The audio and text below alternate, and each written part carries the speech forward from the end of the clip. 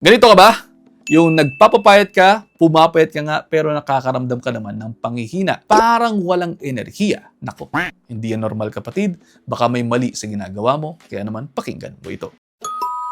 Maraming mga pasyente ngayon ang nagsisimula silang magpababa ng timbang, sumasabay din ng sinasabi nilang pumapayat nga sila pero parang nanghihina naman. Konting lakad, hingal. Konting buhat, pagod. Konting workout, parang ayaw na ng katawan. Ang totoo, hindi lahat ng weight loss ay healthy. Kapag kasi nagbabawas tayo ng timbang at ang nangyayari ay nasasama pati ang mga muscle mass na nababawas doon, pwede po nagsisimula ang pagkakaroon ng problema. Ang muscle kasi ay hindi lamang naman pang forma ng katawan.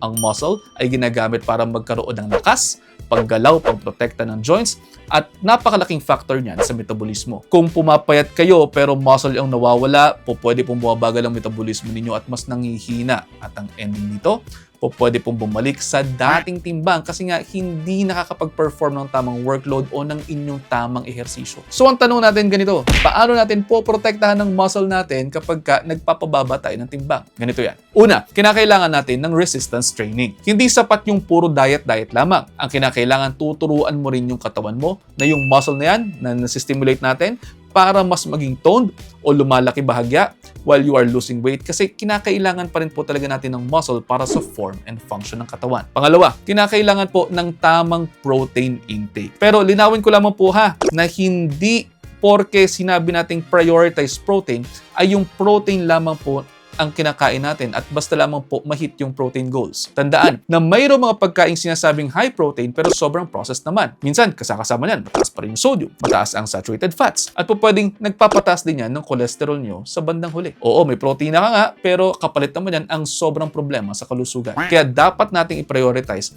ay ang healthy protein sources. Yung makakatulong sa pagmamuscle building at sa overall health.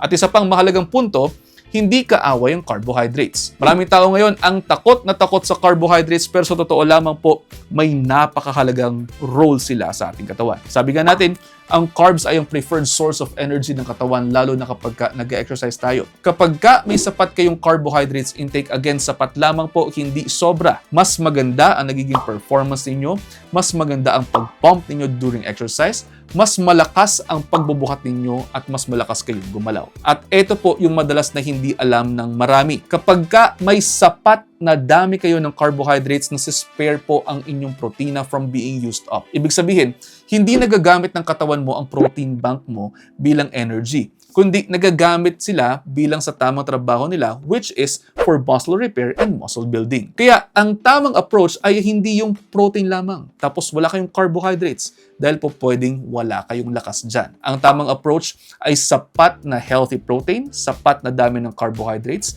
resistance training, at sapat din pong pahinga. Kaya naman sa clinic, kapag ang goal ng pasyente ay ang pumayat, hindi kami tumitingin lamang sa timbang agad.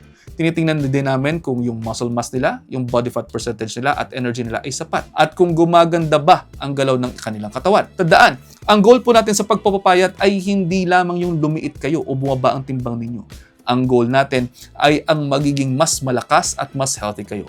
Dahil kung pumapayat nga kayo pero nanghihina naman, kinakailangan natin i-adjust ang plan ninyo. At ayun, as always, sana po mayroon po kayo natutunan sa video na ito. Kung mayroon man, pakishare po sa inyong mga kaibigan. Baka sakaling mas marami pa tayo matulungan. See you in the next episode. Ingat.